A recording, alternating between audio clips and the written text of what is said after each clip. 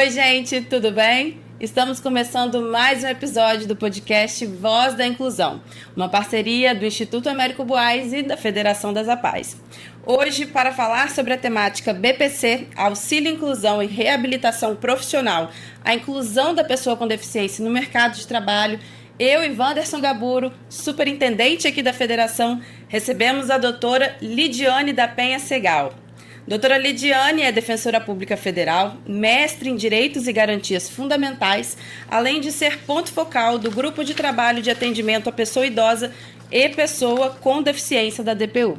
Seja muito bem-vinda, doutora. Muito obrigada pela sua presença, pela sua participação aqui conosco. Tenho certeza que vai agregar muito. Não é isso, Wanderson? Muito feliz de recebê-la. Obrigado pelo convite, né, Paula, de estar aqui com a gente celebrando, primeiro, um tema importante e, segundo, esse projeto que já nasce rico, né, Paula? Já. De comemorar aí, via podcast, um ano da nossa coluna Voz da Inclusão, esse espaço importante lá na Folha Vitória, que a gente fala cotidianamente sobre direitos da pessoa com deficiência, né, Paula? Isso aí. E agora, tendo a possibilidade de fazer em comemoração a esse um ano, o podcast e recebê-la aqui para falar desse tema bastante amplo, né? DPC, auxílio inclusão e a questão da reabilitação. Mas para nós é uma honra tê-la conosco. Obrigado por aceitar nosso convite. Com certeza. Boa tarde a todos. Gente, vocês aí podem acompanhar o conteúdo aqui do podcast através das nossas plataformas. YouTube, APAES, você já sabe. Instagram, APAES também. E pelo site da Federação, apaes.org.br, além de estar tudo disponível pelo Folha Vitória também. Não é isso? Muito bom. Vamos embora, então. Quer começar? Pode ir, mas acho que a gente podia iniciar, né? Começar do começo, começando né? A gente fala muito do BPC, né? Acho que é uma demanda importante não só para o nosso público, né? Para as famílias, sobretudo, mas Claro. De um modo geral, ele é um benefício importante, é um direito, né? Da pessoa com deficiência. E toda vez que a gente fala um pouco de mundo do trabalho, vem a questão do BPC. Então a gente queria começar por aí, que você falasse um pouquinho sobre esse benefício, né? O que é, como é que as pessoas podem acessar como um direito, na verdade, né, doutora Lidiane? É verdade, o benefício de prestação continuada, né, BPC, ele é um benefício previsto em lei, né, destinado às pessoas que não têm condições de manter a própria subsistência por alguma circunstância. Na lei existem duas possibilidades, ou para a pessoa idosa, acima de 65 anos, ou para a pessoa com deficiência. Então, se naquele núcleo familiar, se naquela família existir uma pessoa idosa e uma pessoa com deficiência e os demais requisitos previstos na lei estiverem preenchidos, aquela pessoa vai receber um benefício de um salário mínimo mensal para que ele possa, né, prover as suas necessidades básicas. Entende-se que o Estado brasileiro, né, conforme a Constituição prevê expressamente, assim, ele deve dar esse amparo para aquelas pessoas mais vulneráveis. Então, por meio da legislação, se criou esse benefício para que as famílias tenham esse mínimo existencial, né? Então, além da idade ou da condição de deficiência, existe um critério, um critério de renda daquela família. E se aquela família tiver uma determinada renda, ela vai receber. Atualmente, o critério da lei é de 1/4 do salário mínimo Per capita, por pessoa, início per capita. Mas existem algumas outras possibilidades também que a gente tem conseguido aí nos tribunais, na justiça, conseguir para pessoas com outro tipo de perfil. Agora, uma coisa que a gente sempre discute, né, Wanderson, as pessoas têm muitas dúvidas sobre se elas precisam, como que elas fazem para acessar, na verdade, esse benefício, né? Se precisa contratar alguém, se precisa contratar um profissional, um advogado, se é simples esse acesso, se é muito burocrático. Eu acho que podia dar uma luz para a gente nesse sentido. Hoje nós temos aí, né, dentro da estrutura do governo, os CRAS, que é o núcleo de assistência social mais próximo do cidadão. Eles estão localizados nos bairros, né? E fazem o cadastramento daquelas famílias e acompanhamento daquelas famílias. Então, por meio do CRAS, as pessoas vão fazer um cadastro, né? Existe um cadastro denominado CadÚnico, né? Sim. Que é um cadastro hoje que existe para que a pessoa possa ter acesso a uma série de benefícios. Não apenas o BPC, mas o Bolsa Família, o Auxílio Gás. Então, ali dentro desse CadÚnico, se a pessoa preencher o benefício, preencher os requisitos para o recebimento do benefício, ali pode ser a porta de entrada, o mecanismo. Ali ele vai receber aquela primeira orientação ali no CRAS, como que tem que fazer. Respondendo o seu questionamento, não é necessário que a pessoa tenha um advogado, tá? A pessoa procura o CRAS, faz o cadastro, o CAD único, a partir dali ela recebe a orientação. Ela pode dar entrada por meio da internet, que é do meu INSS, né, que é um sistema que é disponibilizado para todas as pessoas.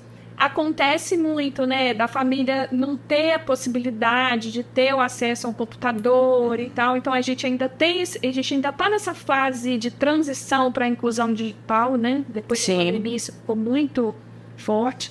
Mas existe essa possibilidade, o INSS disponibiliza o atendimento.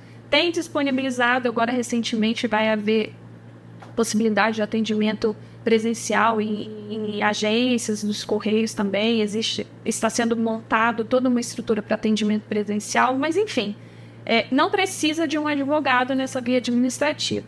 O que acontece muito é que as pessoas às vezes entram com o pedido de benefício e esse benefício ele não é concedido pelo INSS, ele é negado. Então aí a pessoa tem que se procurar o Poder Judiciário para solucionar aquele conflito, para ver se a pessoa realmente tem direito e o benefício foi negado indevidamente pelo INSS, ou se a pessoa, porventura, acreditava que teria direito ao benefício. Mas, de fato, ela não tem. Não cumpriu alguma daquelas requisitos, né? São feitas perícias também, né, Manos? Inclusive, agora o governo anunciou uma revisão geral no BPC, né? Que tem assustado aí muita gente, né? Foi noticiado amplamente. Até por esse susto, né, Paulo? A gente acompanha, doutora Lidiane, queria te ouvir um pouquinho sobre essas que seria mitos e verdades, né? Como é um campo ainda de desinformação, infelizmente, para as famílias, a gente vê muita dúvida mesmo, né? Então, a gente tem um programa aqui no Espírito Santo que é o Nota Premiada Capixaba, né? Que você cadastra lá, você pede o CPF na nota e concorre como consumidor, né? Um programa de educação fiscal. E a gente tem algumas famílias que recebem o BPC e ficam assim, não, eu não posso pedir CPF na nota, porque eu posso perder o BPC, né? Então, que te ouvir um pouquinho desses mitos também que atrapalham, né, o processo e se de fato a pessoa pode perder tão facilmente o acesso a direito, né? Não, o importante é assim, que a gente tem tem critérios e aquele benefício ele pode ser revisto a cada 2 anos. Então, pode ser que a pessoa fique com medo, daqui a 2 anos eu posso perder o benefício se eu tiver algumas gastos, algumas coisas. Mas o que a gente deve olhar é para a realidade daquela família. Se é uma família vulnerável, se realmente ali existe uma composição de renda que é adequada para receber o benefício. Porque, por exemplo, você pode ter uma família que tenha uma renda de 3 salários mínimos. Né? Se alguém trabalha e ganha 3 salários, mas quantas pessoas vivem ali? Quantas pessoas dependem daquele valor, né? Então é aquilo que é olhado. E hoje, como eu disse no início, embora exista esse critério de 1/4 do salário mínimo por pessoa, os tribunais, né, a justiça, no caso a Justiça Federal, entendendo que algumas situações, mesmo a pessoa tendo a renda superior a 1/4, aquela família não deixa de ser vulnerável. Isso já chegou ao Supremo Tribunal Federal e esse critério foi declarado até inconstitucional, né? Na época, o voto do ministro Gilmar Mendes ele foi bem claro, dizendo que existem outros critérios que têm que ser avaliados. Então, não é a pessoa dar um CPF na nota que vai dizer que ela está gastando e que vai ser apurado ali se ela está gastando com isso ou com aquilo. Não é isso. É simplesmente verificar, né, a composição daquela família e tal. A base é o CAD único, tá? A base é o CAD único. Acho que esse CAD único vai refletir, quantas pessoas tem ali? A pessoa vai receber uma visita de um assistente social, aí o assistente social vai verificar qual que é a renda daquela família, quem mora aqui, quem trabalha, como é que as condições da residência, será que o que a pessoa está recebendo está sendo suficiente para se manter? Então, hoje, o que se olha é isso. Tanto que na avaliação dentro do próprio INSS, eles incorporaram, por força de uma ação civil pública, essa necessidade. Não é só olhar renda em 4 salários. Isso é importante. Esse olhar também para a questão da vulnerabilidade do espaço, né? Eles têm uma série de critérios lá, por exemplo, se a pessoa faz uso de uma medicação que não é custeada pelo SUS e que ela não conseguiu de uma outra forma, aquilo é um gasto que impacta, né? Impacta aquela renda. Então, aquilo ali tem que ser considerado pelo INSS e é considerado pelo Judiciário também. Eu vejo, assim, no seu discurso, você fala muito do CRAS, né? O Centro de Referência de Assistência Social. Eu acho muito importante a gente frisar, Wanderson, essa questão da da rede socioassistencial, como precisa estar bem alinhada, precisa estar unida. Os CRAS, eles são equipamentos da assistência municipais, não é? Então, acho que estão em diversos bairros aí dos municípios, possibilitando que as pessoas consigam acessar. E ainda acessar os serviços e ter a informação. Mas ainda assim é extremamente difícil.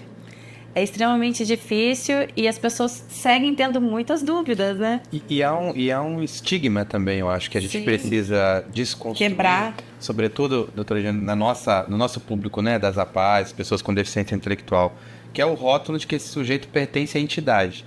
Uhum. Então ele é invisível muitas vezes para esses equipamentos. Estou falando do CRAS, né? Mas para dar um exemplo na área da saúde, das unidades básicas de saúde, né? Então ele mora num território que é coberto por uma unidade básica de saúde, mas muitas vezes ele não está listado nos cadernos prioritários daquela unidade. A saúde é um direito universal. Nós utilizamos os equipamentos do SUS, todos nós, independentemente da existência de um plano de saúde ou de uma assistência por uma instituição.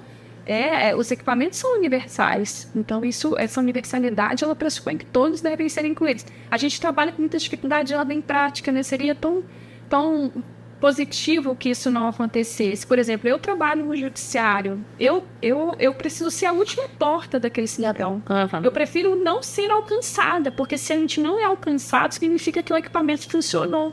Sim. Mas, infelizmente, né, a gente está lá à disposição do cidadão, né, na Defensoria Pública para as pessoas que não têm condições de contratar advogado, justamente para isso. Onde caiu? Onde poderia ter acontecido de forma diferente? Mas ainda bem que existe, né? Porque, imagina, se não existisse um cargo como o seu, defensoria, enfim, estaríamos em uma situação muito pior. É necessário. É necessário. É algo que, infelizmente, né?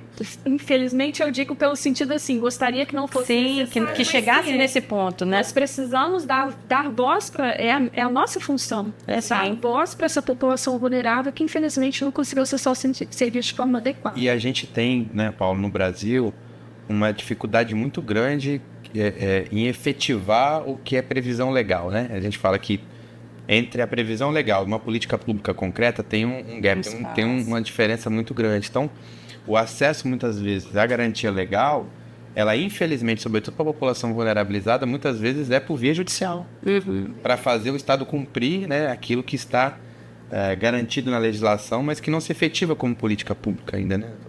Às vezes não só o Estado, né? A gente falou muito disso também no primeiro episódio de estreia aqui do podcast, com o Cosme. Sobre o mundo corporativo. Sobre o mundo corporativo. Empresas, né? Como a pessoa com deficiência acessa esse espaço, né?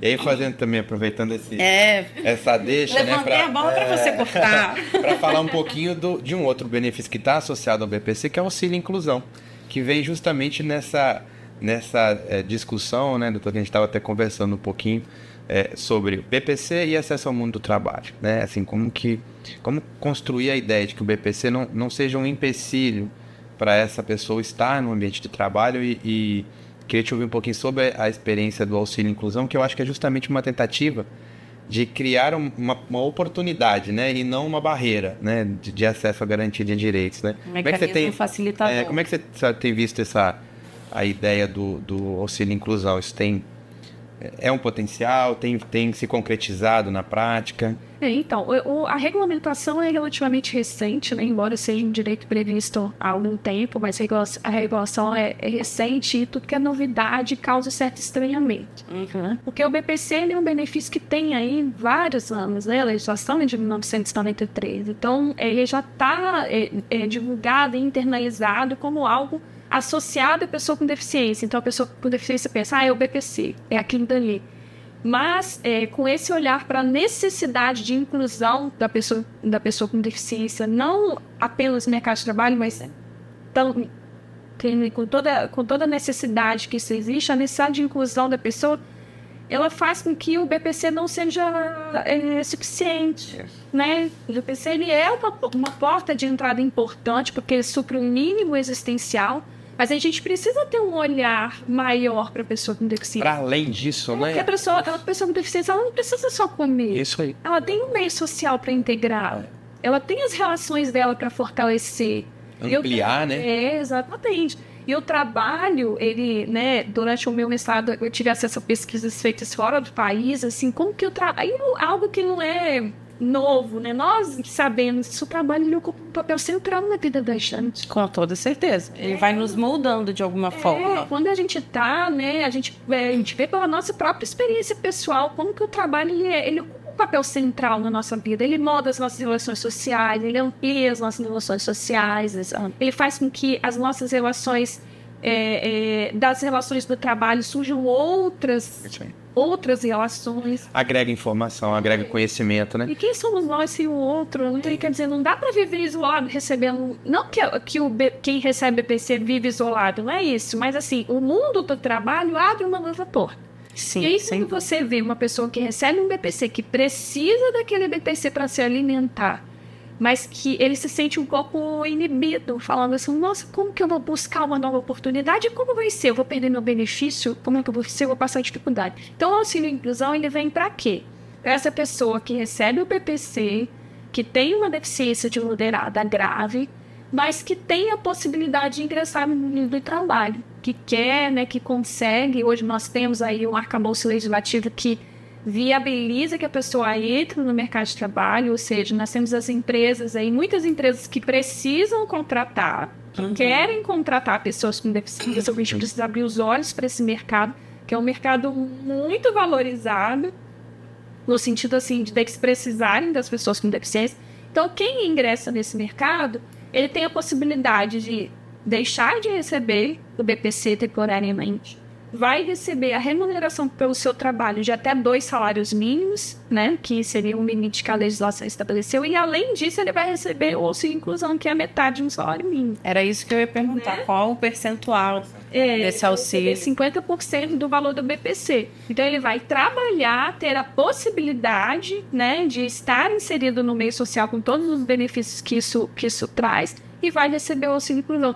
E, além disso, caso não dê certo, caso haja alguma intercorrência, ele pode voltar ao INSS e dizer, olha, não deu certo minha experiência profissional, eu vou voltar a receber o PPC.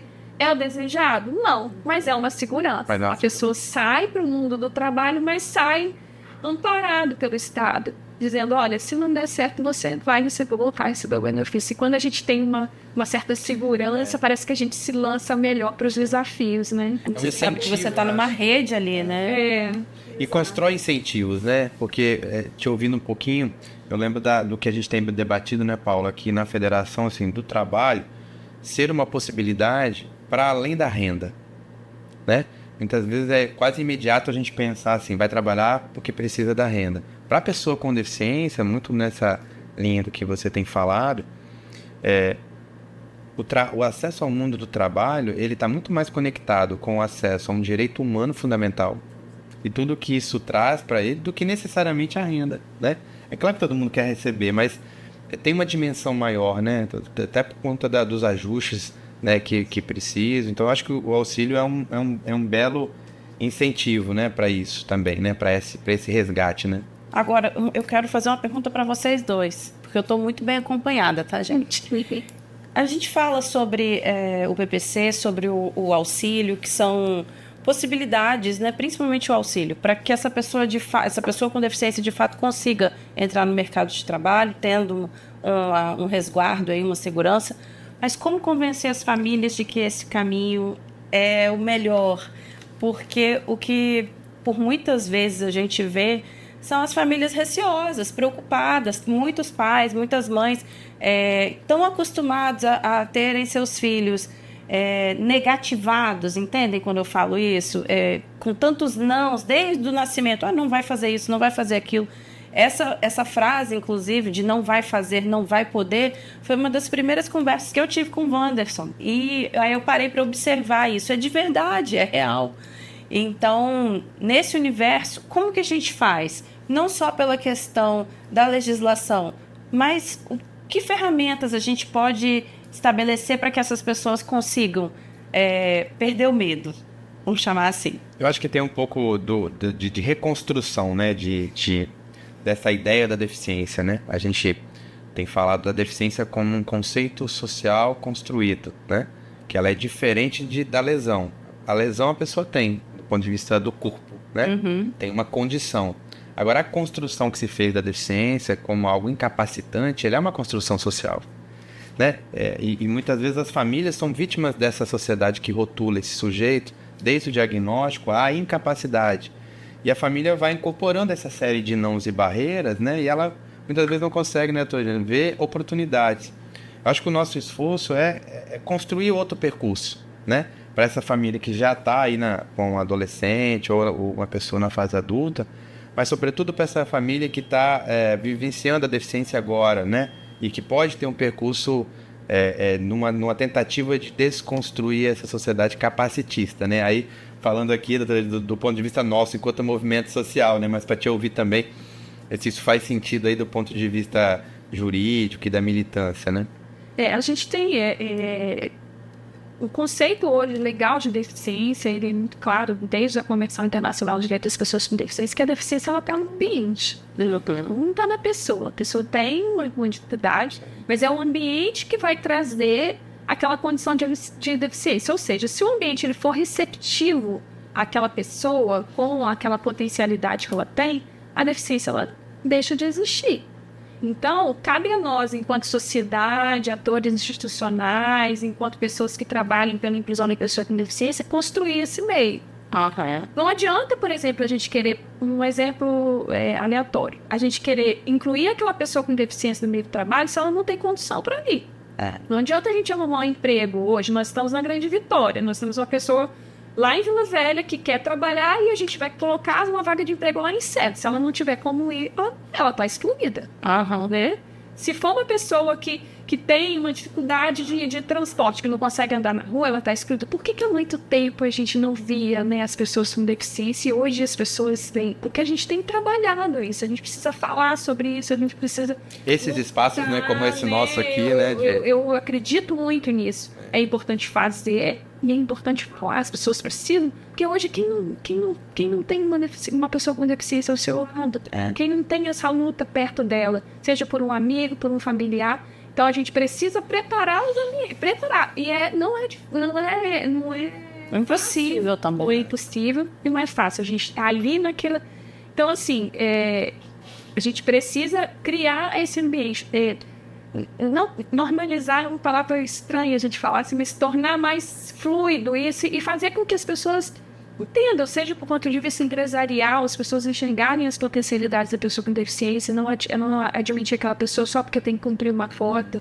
A gente estar nos espaços públicos e levar essas pessoas com deficiência para os ambientes, para elas poderem se sentir parte. Porque, integrar de fato, né? Porque eu compreendo perfeitamente, assim, acho que todos nós compreendemos que o pai e uma mãe que tem um filho com deficiência, ele quer protegê-lo.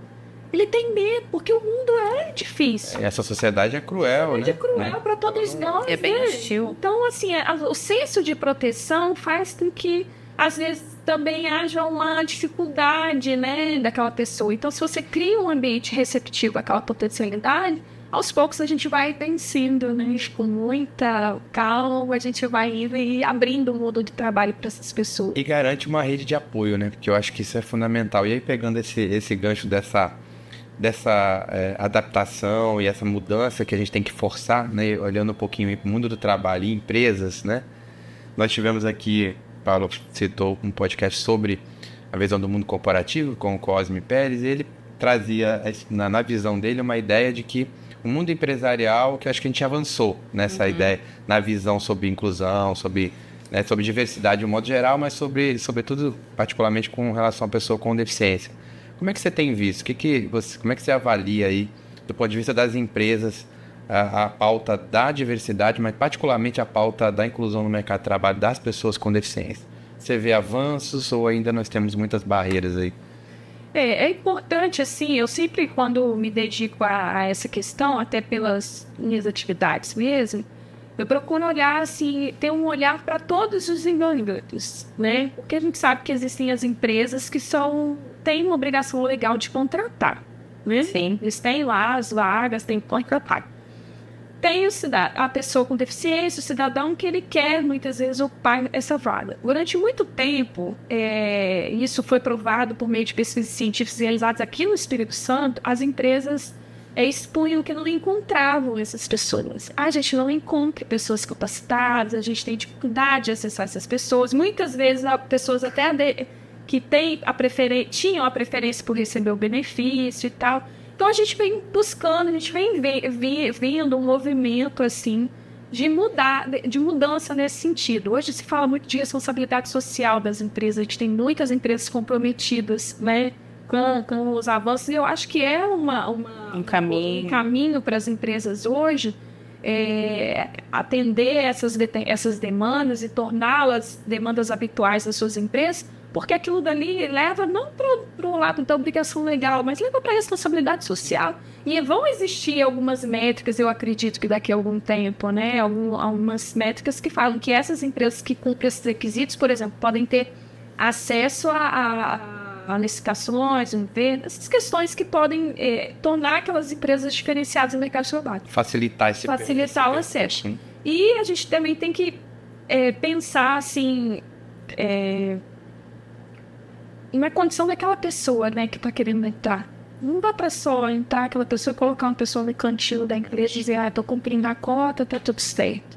Isso foi visto.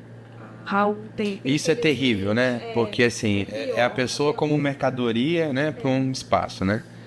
E a gente até dialogou isso, né, com o Cosme, muito assim, da diferença entre acesso e permanência.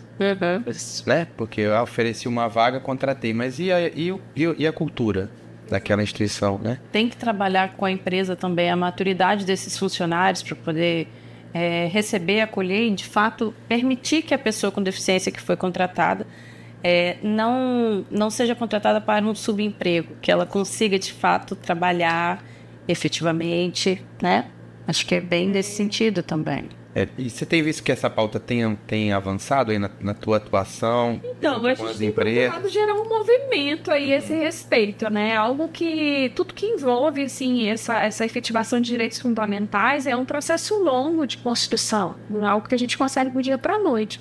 Mas a gente procura sempre criar um movimento nesse sentido, né? O nosso papel o grupo de trabalho que nós temos, né, da Defensoria Pública da União de Inclusão da Pessoa com Deficiência, ela tem um foco para isso aí, de trazer esse esclarecimento, aproximar mais a pessoa com deficiência das empresas. Então, a gente tem procurado gerar esse movimento para manter essa barreira e não ter aqueles casos que a gente já viu, infelizmente, falar, tem gente que, não é pago seu salário, mas você não precisa nem ter que trabalhar. Tô só... Eu acho do absurdo. Né? Mas eu acho que isso não tem acontecido assim, né? A gente espera que isso faça parte do passado. Ou atualmente, acho que, como eu falei para vocês, a gente busca, né? A gente vê esse interesse das empresas, isso eu falo pelas parcerias que a gente tem buscado, as empresas movimentando esse interesse de contratar. A gente acompanha isso por aqui também. E eu vejo muita força dos movimentos sociais, como a Federação das APAES. Posso falar até pela pessoa do Wanderson, elogiando o seu trabalho, meu amigo, porque a federação exerce um papel muito importante nisso. Até a ideia do podcast, trazê-la aqui para falar sobre essa temática, eu acho que agrega muito e abre portas. Né? Até porque eu acho que é nosso papel indutor, né? Eu acho que a gente tem muito esse papel, não só porque a gente representa as pessoas com deficiência, né? E elas têm sonhos, e elas podem querer trabalhar, elas não podem ser impedidas desse sonho pela sua condição. Mas do ponto de vista de defesa de direitos, eu acho que o nosso papel é induzir esse processo, né? E a gente não vem de pauta fácil também. Não adianta falar com a empresa que a gente vai ter 200 pessoas com deficiência aptas a trabalhar amanhã. Super qualificado. Porque o processo não é assim, mudar uma dinâmica, né? O que nós temos defendido é que é possível. Nós apostamos muito na metodologia do emprego apoiado, desse apoio de permanência. E é apresentado para as empresas alguns estudos que apontam que empresas mais inclusivas, né? Empresas que têm maior nível de diversidade têm alcançado resultados econômicos melhores também, né, doutor? E eu acho que isso também é uma perspectiva, porque, no fundo, o mercado vive de lucro, né? Então, assim, ele precisa... E a pessoa com deficiência também não quer sentir um encosto, né? Ela quer produzir, ela quer estar nos espaços, né? E até falando disso, né, Paulo, e falando você citou rapidamente o grupo de trabalho, e queria que você falasse um pouquinho da experiência do trabalho com a reabilitação profissional eficaz, esse projeto fantástico que você falasse um pouquinho, explicasse o que é, né, Paula? Isso aí. Para a nossa audiência, falasse dessa experiência de recolocação profissional.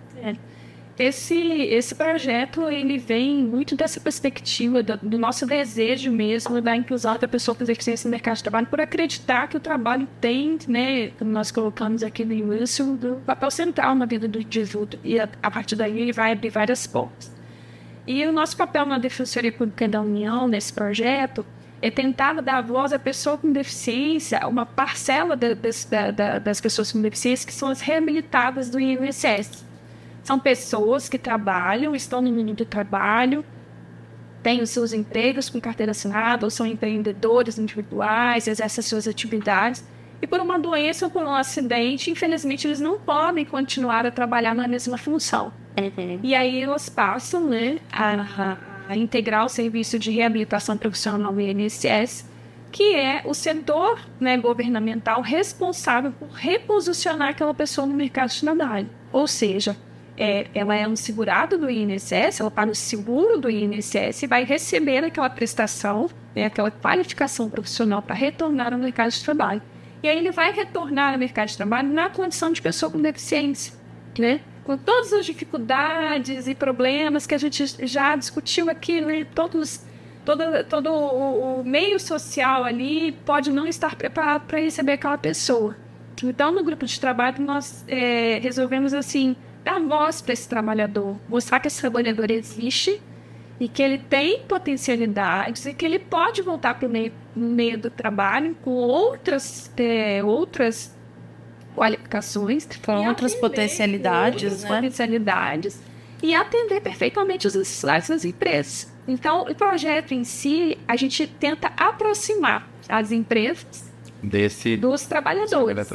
Por quê? Porque como as empresas, infelizmente, e aí todas as reuniões que eu faço com as empresas, eu falo, olha, vocês visam lucro. O Brasil, né, o sistema, o nosso sistema é um sistema capitalista, não tem problema nenhum visar lucro. Então a gente tem que ter uma perspectiva de inclusão sem desconsiderar o interesse da empresa, que é ter a atividade econômica que gera lucro. Então nós estamos aqui para propor para as empresas que essas empresas vejam esses trabalhadores, né, saibam que eles têm potencialidades, mas que eles podem atender a necessidade da empresa. E como que a gente faz isso? A gente oferece a possibilidade de que aquele trabalhador com deficiência em reabilitação profissional da INSS seja treinado pela empresa antes de ser contratado. Legal. Então, ele vai estar durante o serviço amparado pelo INSS, a empresa vai treinar aquela pessoa, vai ter a possibilidade de verificar quais são as potencialidades. Avaliar também, né? Avaliar, colocar aquele trabalhador no posto de trabalho e ver se ele tem quais as dificuldades que ele tem ou não, tudo com supervisão do INSS, que tem um profissional lá que vai supervisionar aquele processo, né? Vai verificar se aquela função que está sendo proposta está de acordo com a limitação física que ele possui. Fim do processo de treinamento profissional, se houver um feliz desfecho, ele vai ser contratado. Então a gente consegue solucionar o problema das empresas de não ter acesso àquele trabalhador, né, qualificado que ele precisa para o exercício da sua atividade econômica. E, ao mesmo tempo, a gente consegue que aquela pessoa com deficiência ali, ele vá para a empresa e ele conheça o ambiente de trabalho e ele saiba que o serviço de reabilitação profissional vai ser eficaz. Por quê? Porque a reabilitação profissional, conforme, né, a convenção e as convenções da OIT, é o quê? Permitir que aquela pessoa possa aprender, ingressar no emprego e permanecer nele. Ou seja, ele vai ter essa possibilidade de voltar. Não adianta ele passar pelo serviço de reabilitação, ganhar o certificado, não tem uma oportunidade de trabalho, nem vai retornar. Então, a gente propõe nesse projeto aproximar, fazer esse link, na verdade, né, já direto com a empresa. Conectar mesmo. E criar uma rede de apoio, porque assim, nós temos muitas instituições que têm interesse. Nós estamos aqui, todos nós aqui temos interesse em incluir a pessoa com deficiência. Com toda certeza. Então, todos nós temos como missão institucional, como missão, né, como propósito, a inclusão. Então, às vezes, cada um trabalha no seu setor e a gente não conversa. Né? Então, a gente tem procurado, né, igual o nome do projeto, é Atuação em Rede de Dignidade do Trabalhador. É chamar as instituições, existe aqui, vamos trabalhar junto, vamos lutar junto. Tanto que nós fazemos eventos juntos, sentamos juntos, tanto a Defensoria Pública da União, com outras instituições, a gente chama as instituições, chama as entidades de fiscalização, chama o Ministério do Trabalho, fala, ó, vocês estão fiscalizando uma empresa aí? Quem são essas empresas? Se as empresas estão precisando, aqui, tem o serviço aqui, vamos apresentar o serviço de reabilitação profissional do INSS. Realmente é um trabalho em rede, né? Criar essa rede, onde ela não existe. Aqui no Espírito Santo foi um projeto piloto, o primeiro estado do país. Olha que legal, né? Que honra pra gente. Temos muitas iniciativas aqui no Espírito Santo. Pioneirismo é com a gente mesmo. Nós temos agora o cadastro, o CADEF. Que também é uma experiência única, né? Única, saiu aqui do Espírito Santo, saiu do papel aqui no Espírito Santo. Então, nós somos assim, um berço de iniciativas que podem ser levadas para outros lugares, né? Igual nós já estamos desenvolvendo em outros estados, tentando minimizar um pouco, né, os efeitos desse cidadão, né? A gente sempre pensa assim, e se acontecesse conosco? Que pode, né? É da vida, né? A gente é da vida, né? Um infortúnio, uma doença, um acidente. Se acontecer comigo, como é que vai ficar a minha família? Então, é essa possibilidade, né, de levar essa pessoa para o mercado, permitir que aquela pessoa possa restabelecer as relações dele, né, com dignidade, com um bom salário, com possibilidade de progressão, com possibilidade de promoção, né, que ele seja visto de uma maneira realmente assim, um ambiente que seja receptivo a ele. É a nossa Parabéns, parabéns, né? Porque eu acho que rompe também paradigmas, né? Assim, de construir oportunidades. E como é que tem sido a receptividade, tanto desse trabalhador que está nesse processo, quanto da empresa? Porque também é algo novo, né? Assim, não a reabilitação propriamente dita, mas a ideia de construir essa ponte. Como é que vocês têm sentido essa recepção, assim, pelos dois lados, né? A gente é um diálogo permanente. É algo assim... Eu sempre falo, né, com as minhas colegas, eu chamo minhas colegas do INSS, porque parece assim, a gente litiga judicialmente contra o INSS, mas a gente tem que entender que todos nós somos servidores públicos. Sim, servidores é importante. Públicos, o nosso objetivo é comum. Então, eu sempre falo com elas assim, que é um diálogo permanente. Desde o atendimento que se faz com aquela pessoa lá, aquela primeira pessoa foi lá, passou pela perícia do INSS, está lá com aquele problema de saúde, tá tudo. Então ela precisa entender, né, o que tem de novo para ela. Porque as pessoas, né, pensam que não vão ter mais possibilidades e se amparam no benefício, mas às vezes elas não têm uma oportunidade para ela. Então é um diálogo permanente com as empresas da mesma forma, né, dizer, olha, você fez uma entrevista aqui, não deu certo, mas existem outras possibilidades, vamos seguir, entendeu? Não desista. Não desistam. Né? Não insista. Então a gente vê, sim. A gente vê um desejo da empresa. A gente tem empresas grandes aqui no Espírito Santo que já estão, assim, parceiros do INSS que estão dispostas a falar, não, vamos mandar, vamos fazer, erramos aqui, vamos fazer. Esse piloto desenvolvido aqui no Espírito Santo permitiu que a gente fizesse isso, que a gente fosse reajustando as rotas, né? À medida que os problemas iam surgindo. Então, é uma construção permanente. É o que eu sei que fala, é uma construção permanente.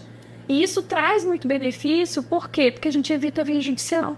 Sim, né? Como eu falei para vocês, é a sua porta de saída. No grupo de trabalho que a gente faz, o que a gente faz?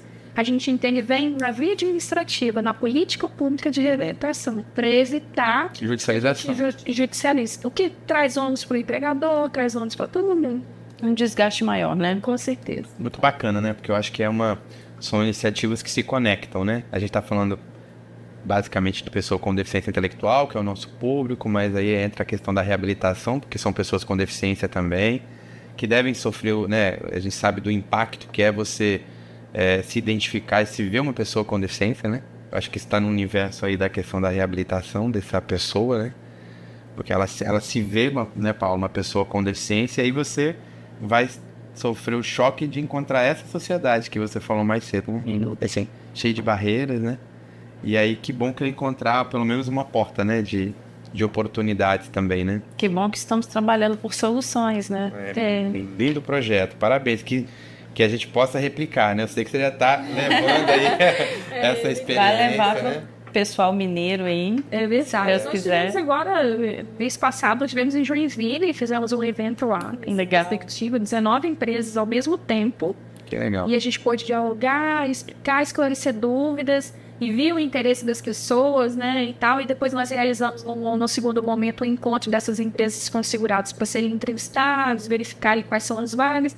Então foi uma dinâmica muito positiva, né, e a gente convida mesmo as empresas a conhecer, né, quem sabe essa porta, né, a porta também de entender que a gente pensa só em pessoa com deficiência física, mas tem a deficiência intelectual também que existe e pode ser trabalhada e pode gerar muitas potencialidades, né? Então, isso pra gente é algo longo, não é fácil, mas a gente acredita. A gente não desiste, né?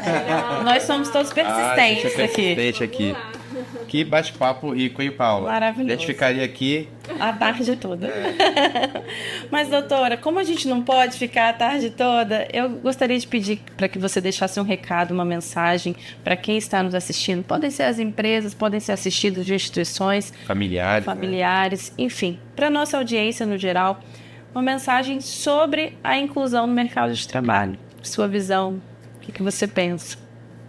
Eu gostaria, assim, de passar para as pessoas, assim, entender a inclusão por meio de trabalho como uma possibilidade de, assim, que abre muitas portas, né? Nós falamos, eu acho que isso, se a gente entendesse isso e compreendesse os benefícios que isso gera, não para a pessoa com deficiência, para o seu filho que está em casa, né? Que às vezes está precisando se desenvolver, abre portas, para o empregador, sabe? Quando você recebe uma pessoa com deficiência e você vê que você proporcionou um ambiente receptivo para aquela pessoa, aquilo vai além do cumprimento da legislação. Os benefícios vão ser imensos para aquela empresa. Então, a empresa enxergar aquilo ali também é importante. Verdade. Né? Que nós possamos, assim, entender que vai além de cumprir lei, vai além de receber, que o benefício é muito importante e quem precisa dele tem que correr atrás, e se não conseguir, existem os mecanismos de conseguir, existe a defensoria pública, existe a possibilidade dela procurar um advogado, né, se tiver condições, enfim. Não deixe de perseguir os direitos que possui e abra os olhos para essa possibilidade, porque todos nós, enquanto sociedade, temos a ganhar. Também acho muito bacana. Muito obrigada, gente, por vocês dois, por essa contribuição tão rica, tão potente, tão útil. E convido você aí de casa a assistir esse podcast de hoje, os anteriores, e quem sabe tenhamos mais, né? Vamos torcer. Nas nossas redes sociais, a PAES, no YouTube, também no site do Folha Vitória, Jornal Online Folha Vitória, além, claro, do site aqui da Federação, que você já sabe, apaes.org.br. Muito obrigada e até o próximo. Obrigado, gente. Obrigado, doutora Ediane. Muito obrigada.